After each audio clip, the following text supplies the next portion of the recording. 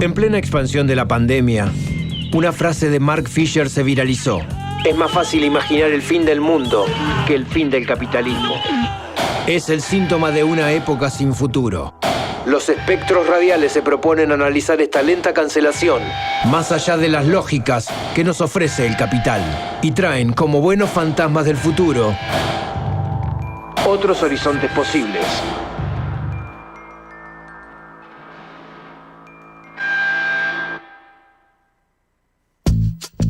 De esta manera presentamos un nuevo capítulo en esta trayectoria de piloto de prueba, una nueva sección que vamos a tratar de mantener los viernes a esta hora, sobre los fantasmas del futuro, sobre Mark Fisher, pero más allá de él también.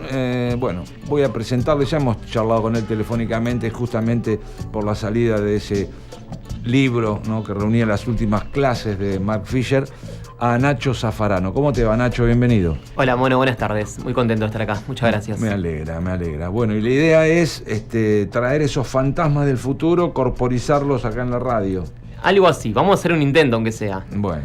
Fantasmas del futuro. Fantasmas y futuro son dos palabras que forman parte del universo fisheriano. Uh-huh. Y un poco la idea es, en estos encuentros que vayamos teniendo, ir desarmándolos.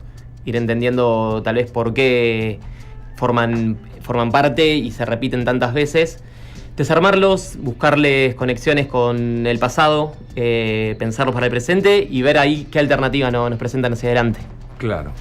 Bueno, ya hemos hablado aquella vez por teléfono de lo que ha significado Fisher desde el blog, luego desde los libros, pero también como docente universitario. Sí. Y eso, más allá de que existan grupos que se dedican a estudiarlo, abren caminos para un montón de lugares. Sí, a nosotros nos interesa Fisher justamente porque hay un universo de posibilidades que abre de encontrar un montón de otros autores y un montón de temas que se van desprendiendo, ¿no? Y te decía de que estas dos palabras, fantasmas y futuros, van a volver porque forman parte de la obra de Fisher. Uh-huh. Un tipo obsesionado para pensar la crisis actual, pero pensarla siempre con una salida para adelante.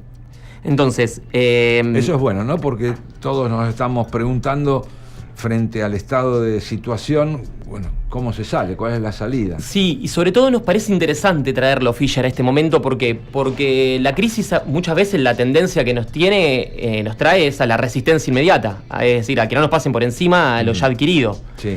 Y muchas veces también nos pasa eso, al menos así lo entendemos nosotros, que hay una defensa estática de lo que tenemos y que no nos permite demasiado pensarnos en la salida hacia adelante. Entonces, bueno, sí, defendemos lo que tenemos ahora. ¿Qué ofrecemos de nuevo o qué ofrecemos como lo nuevo, no? Uh-huh.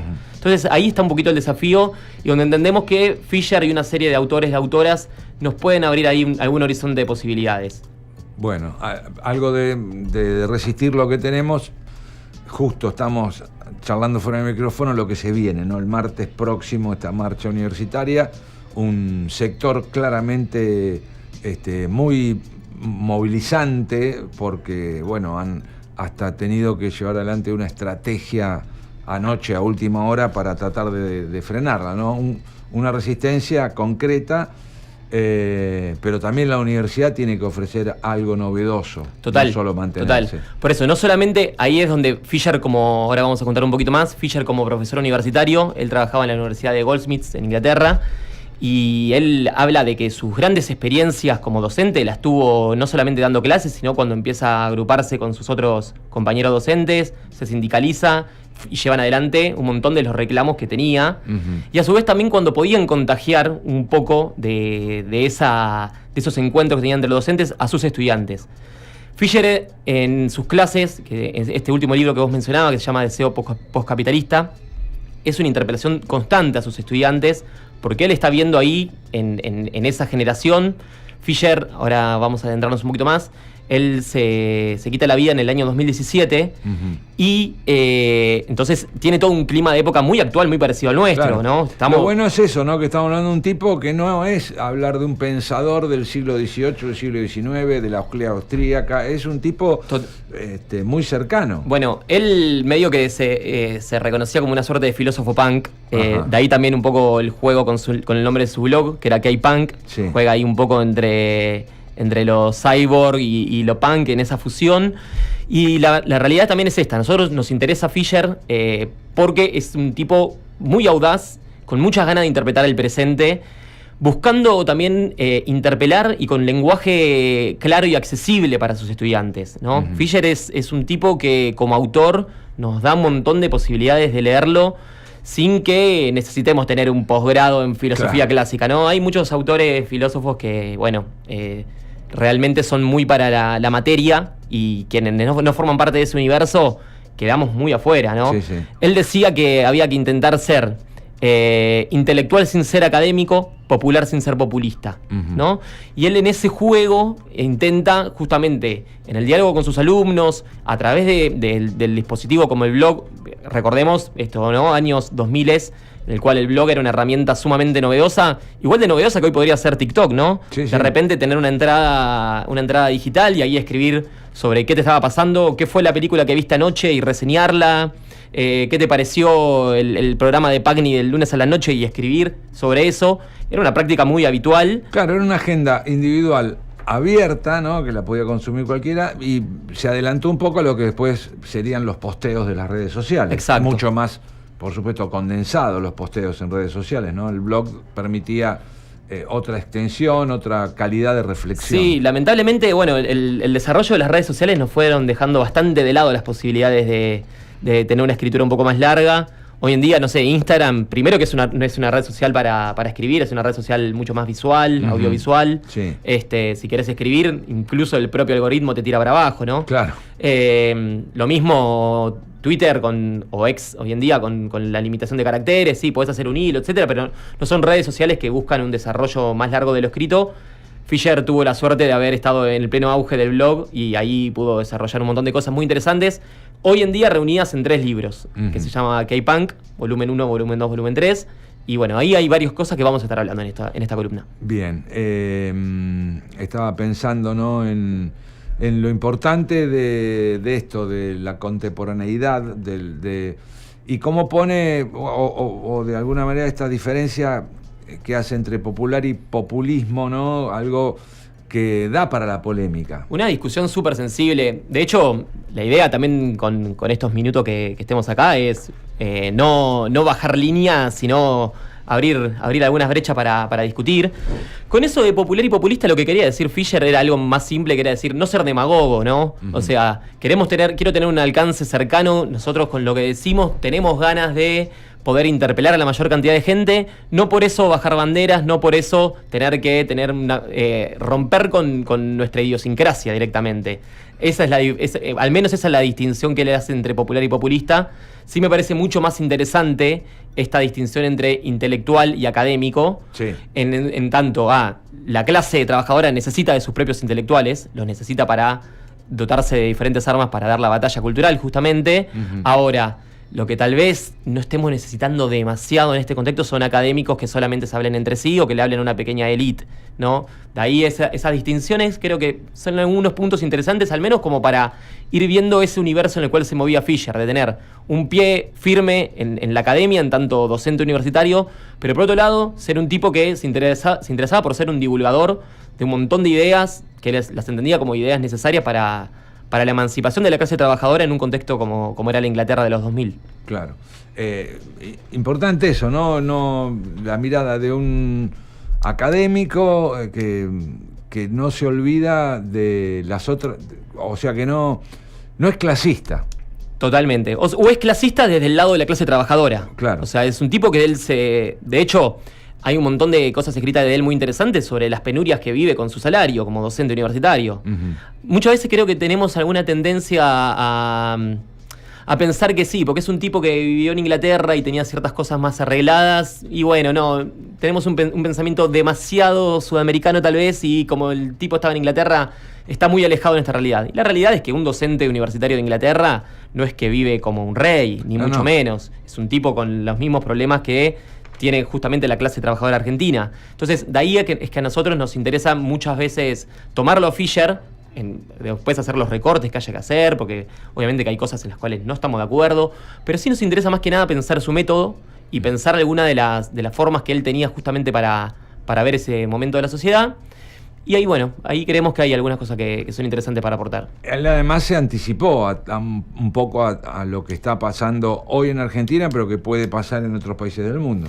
Sí, la verdad que es un tipo que estuvo viendo mucho de los problemas que estamos teniendo hoy en día. Él los viene analizando hace rato. Uh-huh. De ahí también lo que vemos como importancia para poder analizar el momento en el que estamos.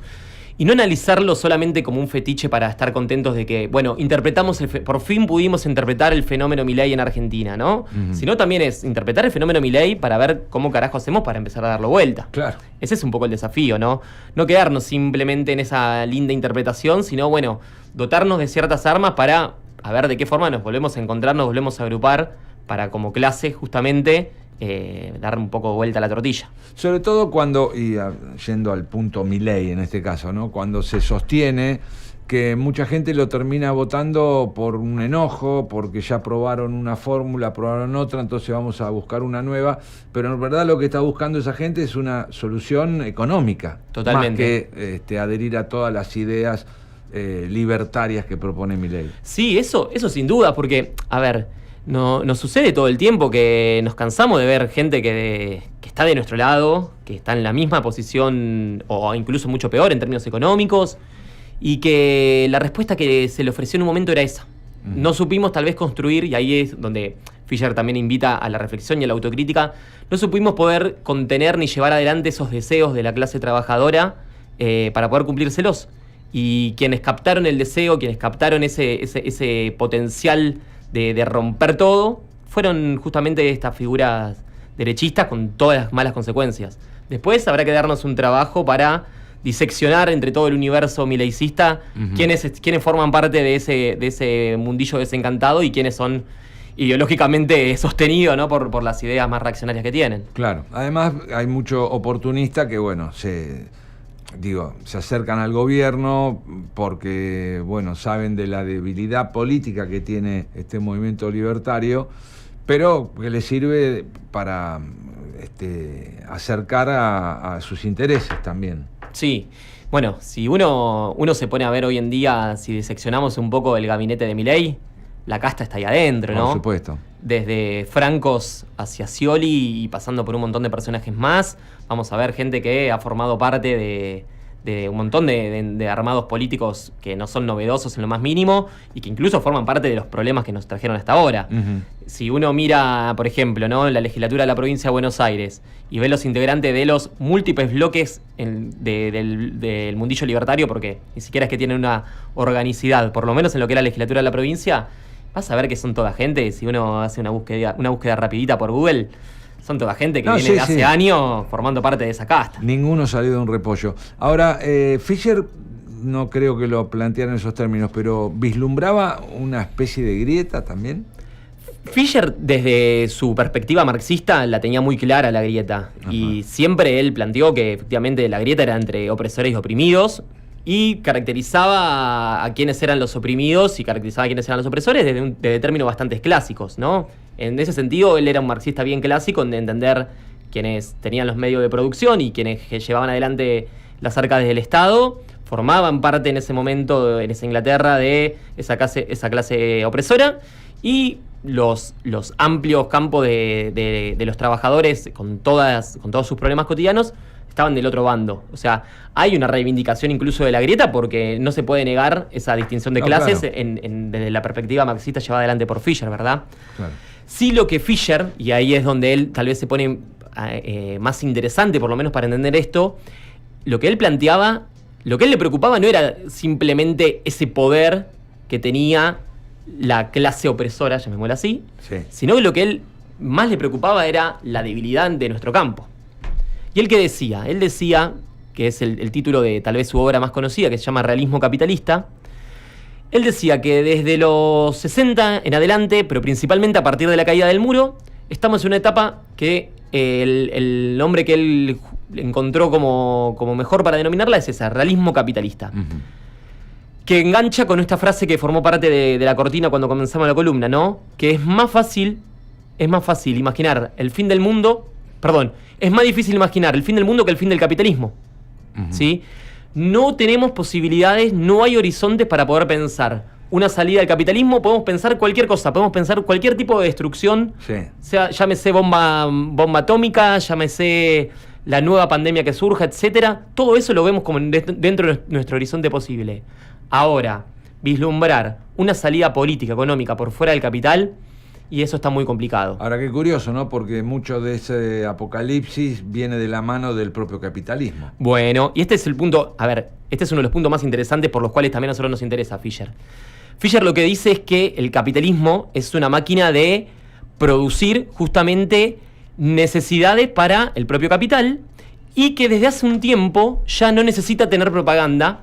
Ya no necesita hacer propaganda de lo bueno que es el capitalismo porque lo tenemos totalmente incorporados. Es verdad. Bien. Y Fisher hace un trabajo muy interesante, de eso también es la parte que más nos gusta, hace un laburo metodológico para pensar cuestiones de la cultura y cómo se refleja en el capitalismo. Por ejemplo, ¿no? Él toma el caso de Nirvana y la depresión de Kurt Cobain como un síntoma muy fuerte del realismo capitalista. ¿Por qué? Él decía que Nirvana era un claro ejemplo de cómo lo alternativo y lo independiente formaba parte del mainstream y te lo vendían como tal, ¿no? O sea, había una decisión consciente de generar algo por fuera de los márgenes. O sea, obviamente Nirvana no formaba parte de lo más hegemónico en tanto producto cultural estadounidense, pero a medida que fue creciendo, fue incorporado, fue vendido y fue vendido justamente como un producto. Sí, sí. Y era súper rebelde tener la remera de Nirvana, tener la camisita cuadrilla igual que Cobain, etcétera. Y él dice que justamente eso en algún punto es lo que lo lleva, esa propia autoconciencia de Cobain lo lleva a él a la depresión. Bueno, esa es una práctica bastante habitual, ¿no? Del sistema, tomar algo que supuestamente está fuera del sistema y convertirlo en un producto, ¿no? Eso sucede todo el tiempo. De hecho, él habla un montón de casos vamos a traer algunos casos más puntuales para después ir desarrollando, pero cómo el propio Hollywood desarrolla películas en las cuales las corporaciones que las llevan adelante se muestran a sí mismas como las causantes de esos grandes problemas, sin ningún tipo de preocupación. ¿Por qué? Porque lo que dice es que hay una grieta, justamente una diferencia prácticamente insalvable entre una conciencia ética de que eso está mal y una incapacidad práctica para poder dar la vuelta. Y él ahí utiliza un concepto que es el de la impotencia reflexiva. ¿Qué dice él con la impotencia reflexiva? Y nos va a decir que nosotros somos plenamente conscientes que esto es una mierda, que esto está muy mal. Ahora, también somos igual de conscientes que no podemos hacer nada para cambiarlo. A partir de eso, bueno, se van estirando algunas cosas y me parece que da para charlar de bastantes puntos. Y vamos a seguir charlando cada viernes con Nacho Zaffarano o algún otro fantasma del Seguramente futuro, ¿no? vengan. Formamos parte de un grupito que nos dedicamos a leerlo y a estudiarlo, a Fisher y otros autores, así que seguramente vengan otros compañeros. Por eso, para terminar, hay algo que sucede periódicamente, ¿no? Comenzamos con un ciclo de lectura, de estudio del último libro de Fisher, justamente, que es el miércoles 8 de mayo. Se pueden anotar a través de las páginas de Fantasmas del Futuro en Instagram o del Club de Artes y Ocios. Es gratuito, los cupos son limitados, así que bueno, invitarlos a que cuando quieran sumarse, ahí estaremos. Muy bien, Nacho, bienvenido. Muchas gracias, bueno. Un gusto y nos reencontramos el viernes que viene. Muy bien. Nacho Zaffarano desde Fantasmas del Futuro.